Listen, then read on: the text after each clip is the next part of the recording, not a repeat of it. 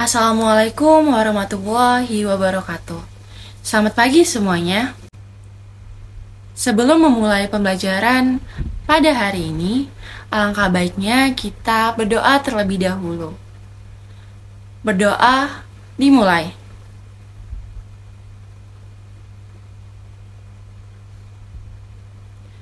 Berdoa selesai. Karena ini masih pagi, kalian harus semangat ya anak-anak.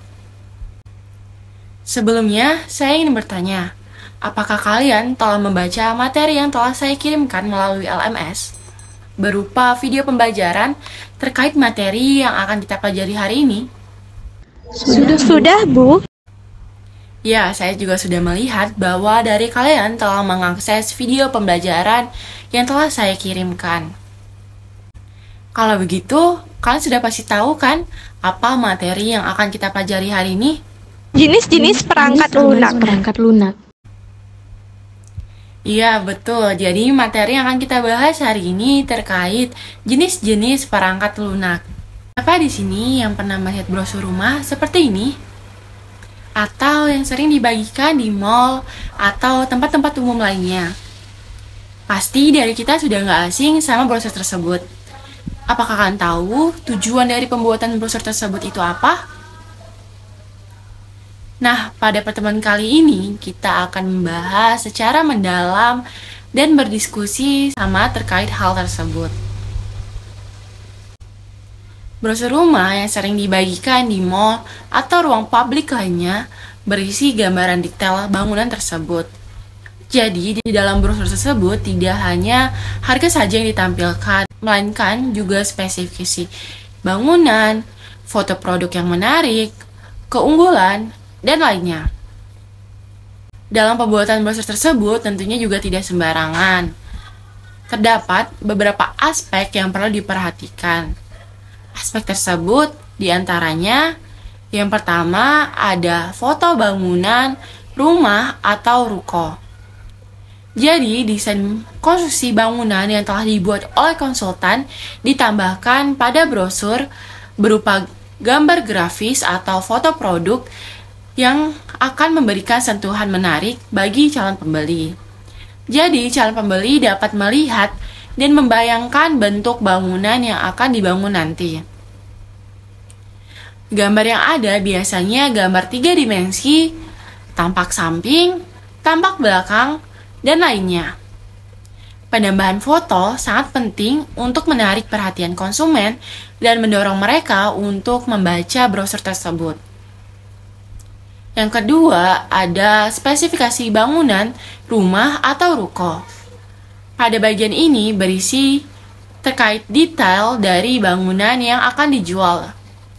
Detail ada berupa luas bangunan, jumlah kamar tidur, kamar mandi, tata letak ruang, spesifikasi lantai yang digunakan, dan masih banyak lagi. Pada bagian ini dapat dibuat secara ringkas agar calon pembeli mudah untuk memahami. Selain itu, informasi yang diberikan juga harus relevan dengan bangunan yang dijual. Yang ketiga ada keunggulan. Brosur yang dibuat harus menampilkan keunggulan dari produk tersebut agar dapat menarik calon pembeli. Ketika membicarakan keunggulan produk, dapat dilakukan tanpa harus menggunakan kata-kata yang berlebihan. Selain itu, dapat ditulis dengan bahasa yang lugas dan fungsional. Semua teks harus singkat tanpa harus menggunakan kalimat yang berbunga-bunga dan mudah dibaca untuk memberikan kejelasan bagi pembaca atau konsumen. Yang keempat ada kontrak pelanggan. Jadi pada brosur harus dicantumkan alamat, nomor telepon, email, atau website yang dapat dihubungi agar sewaktu-waktu pelanggan tertarik dapat mudah untuk menghubunginya. Hal ini akan membuat penjual semakin lebih dekat kepada pembeli potensial. Yang kelima ada promo dan diskon.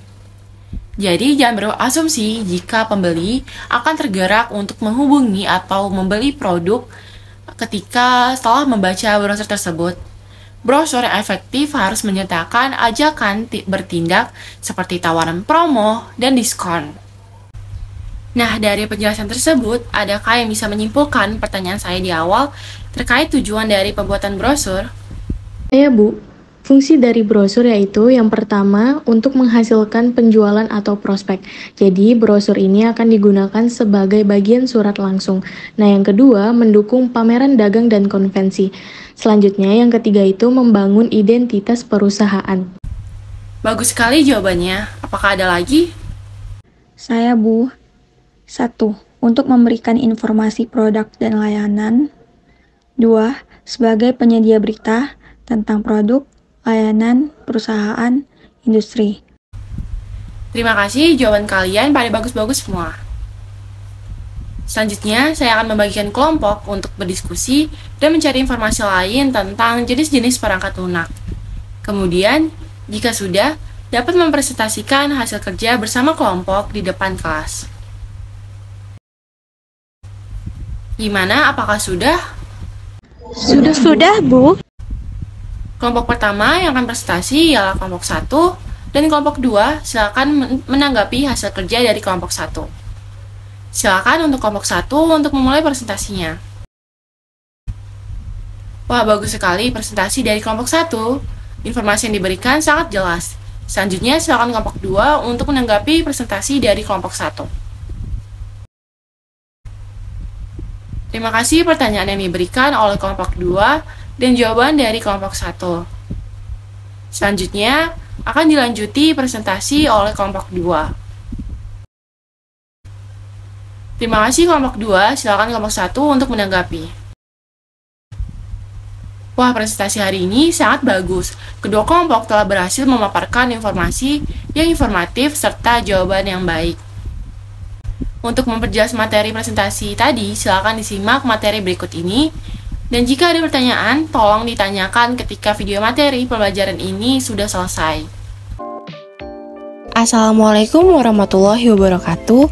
Halo anak-anak, selamat datang di video pembelajaran aplikasi perangkat lunak dan perancangan interior gedung bersama saya, Farenina. Pada video kali ini, saya akan membahas materi tentang jenis-jenis aplikasi perangkat lunak. Sebelum mulai ke dalam materi, tahukah kalian apa itu perangkat lunak?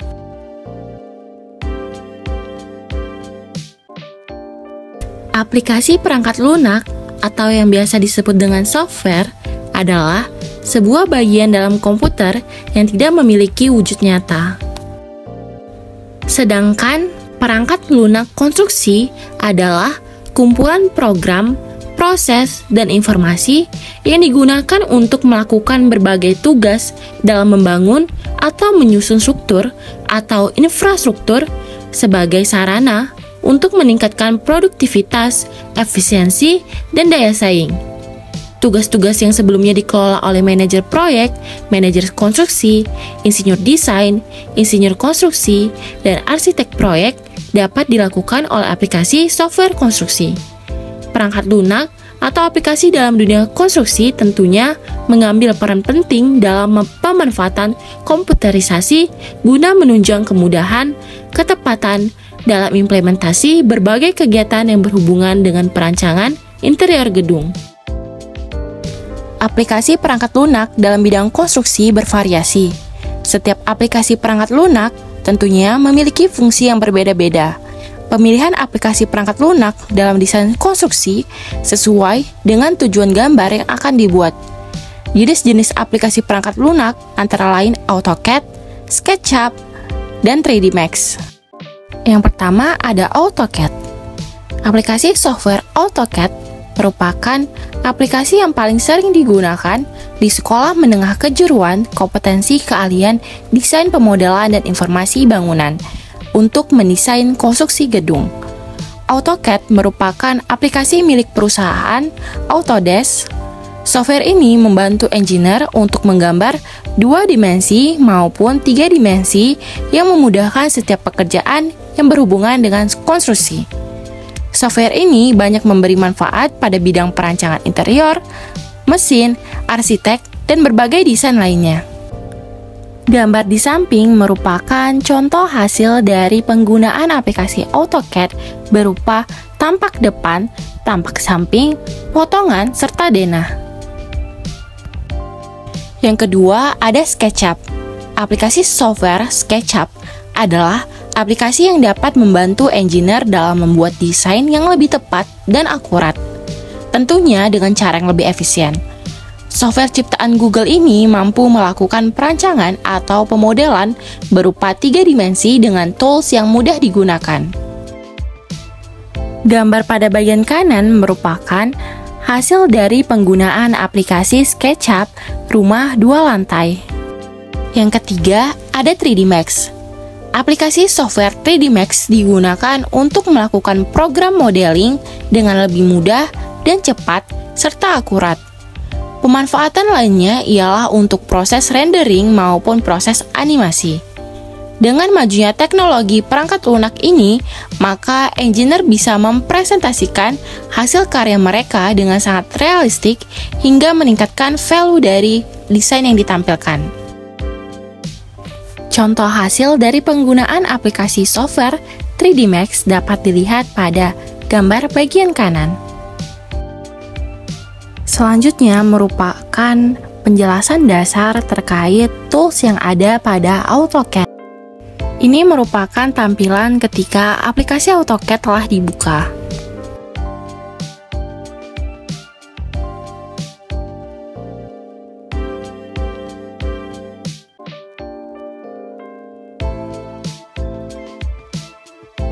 Pertama yang harus kalian ketahui, ini merupakan menu bar. Kedua, ini adalah draw toolbar.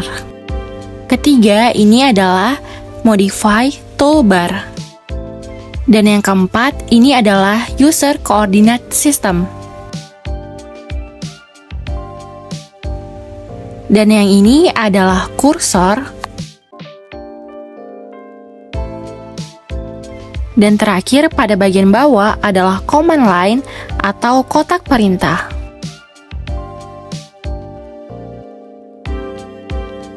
Sebelum memulai gambar, kita harus melakukan setting di awal terhadap satuan yang akan kita gunakan, baik sentimeter, meter, milimeter, atau lainnya. Agar satuannya sesuai, kita pilih terlebih dahulu.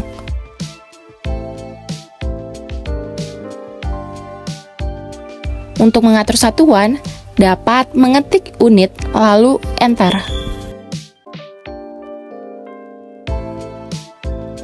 Kemudian pada bagian ini, klik precision, lalu pilih 3 angka di belakang koma. Selanjutnya, pilih bagian sentimeter. Di sini kalian bebas boleh menggunakan milimeter ataupun meter. Namun, di sini kita menggunakan sentimeter saja. Kemudian, klik OK. Kemudian, untuk memudahkan kita dalam menggambar, kita dapat mengaktifkan ortho dengan cara mengklik F8. Namun, pada saat pertama kali menggunakan AutoCAD, sebaiknya mengaktifkan fungsi ortho agar lebih mudah dalam menggambar garis. Jadi, garis yang digambar menghasilkan arah horizontal dan vertikal saja.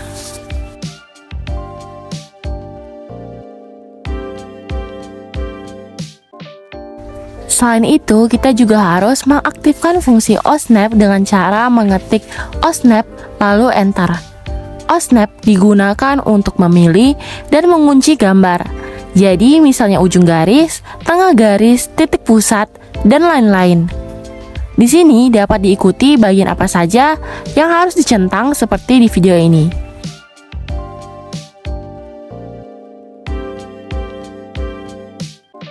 Berikutnya, kita klik OK.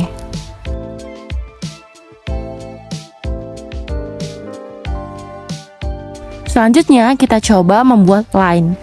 Caranya dengan mengetik L, lalu Enter. Di sini diminta untuk mengklik titik awal, kita klik aja langsung. Lalu, kalian dapat memasukkan jarak sesuai yang kalian inginkan. Misal 100, lalu enter.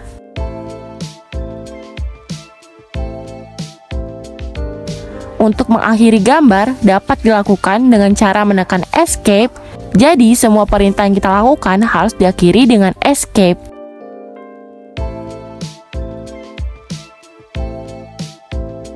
Nah, untuk apa fungsi orto tadi? Yaitu seperti ini, kita hanya bisa membuat garis 90 derajat dengan arah horizontal ataupun vertikal saja.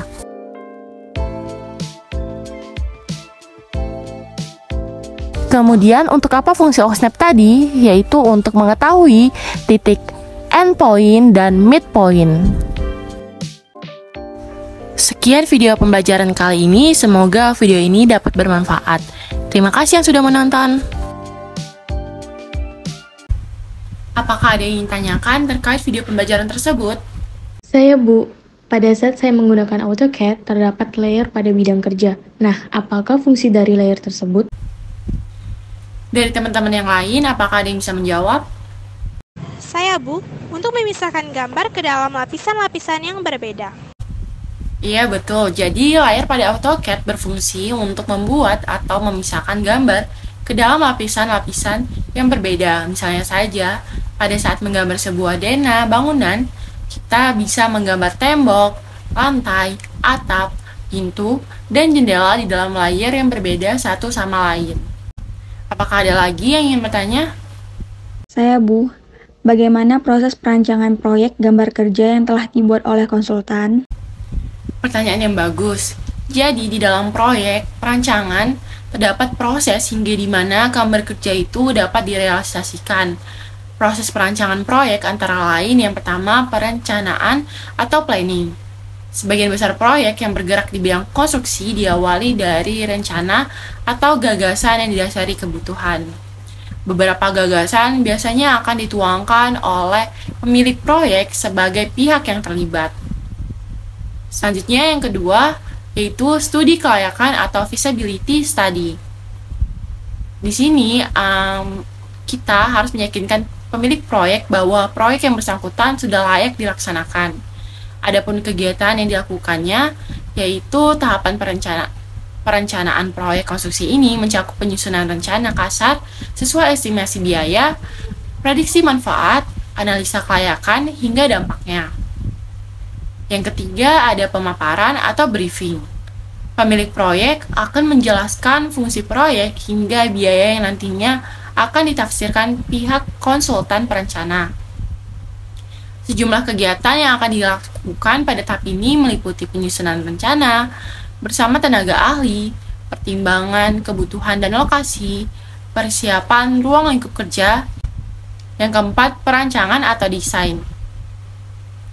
Kemudian pada tahap ini akan merancang desain secara mendetail sesuai keinginan pemilik proyek. Nantinya bersama tim diharapkan mampu mengembangkan ikhtisar proyek sampai akhir, memeriksa masalah teknis, hingga mengajukan persetujuan akhir pada pemilik proyek. Dalam tahapan perencanaan, proyek konstruksi ini diminta menyiapkan rancangan mendetail, gambar kerja atau jadwal, dan spesifikasi, daftar kuantitas, serta taksiran budget akhir. Yang kelima ada pengadaan atau pelelangan, procurement atau tender. Pelaksanaan tahap ini bertujuan untuk memperoleh kontraktor yang bersedia mengerjakan proyek konstruksi. Kadang juga dibutuhkan untuk mencari subkontraktor.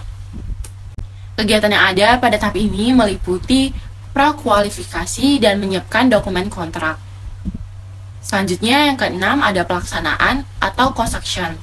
Sesuai namanya, tahap ini merupakan proses mendirikan bangunan yang dibutuhkan pemilik proyek sesuai budget dan waktu yang disepakati dan disusun konsultan. Tahap ini melibatkan perencanaan dan pengendalian hingga koordinasi yang berkaitan dengan kegiatan yang berlangsung di lapangan. Pihak-pihak yang berada dalam tahapan perencanaan proyek konstruksi mencakup konsultan, pengawas, dan konsultan MK, kontraktor, dan subkontraktor, supplier, serta instansi terkait. Yang ketujuh, ada pemeliharaan dan persiapan pemakaian atau maintenance dan startup. Pada tahap terakhir ini, tim kontraktor akan memastikan bangunan selesai tepat waktu dan sesuai dengan kontrak. Pemeriksaan mencakup pengecek kelengkapan fasilitas. Kemudian ada tahap pemeriksaan darah, pelaksana atau data hingga gambaran pelaksanaan, penelitian bangunan, perbaikan kerusakan, hingga pelatihan pada staf yang akan melakukan pemeliharaan. Apakah ada lagi yang ingin bertanya? Jika tidak ada, pertemuan kali ini kita cukupkan sampai di sini. Bagaimana dengan pembelajaran hari ini? Apakah ada yang bisa kalian simpulkan dari pertemuan hari ini? Perangkat lunak konstruksi terdiri dari AutoCAD, SketchUp, Archicad. Tiap aplikasi memiliki fungsi yang berbeda-beda. Pada AutoCAD akan menghasilkan gambar 2 dimensi, sedangkan pada SketchUp, gambar yang dihasilkan berupa gambar 3 dimensi. Ada yang mau menambahkan lagi? Saya, Bu. Gambar kerja yang dihasilkan berfungsi sebagai acuan yang disusun untuk mewujudkan sebuah ide menuju realisasi dalam bentuk fisik dan harus bisa dipahami oleh seluruh tenaga kerja yang berkaitan. Terima kasih semuanya atas diskusi hari ini. Sekian pembelajaran untuk pertemuan kali ini. Wassalamualaikum warahmatullahi wabarakatuh.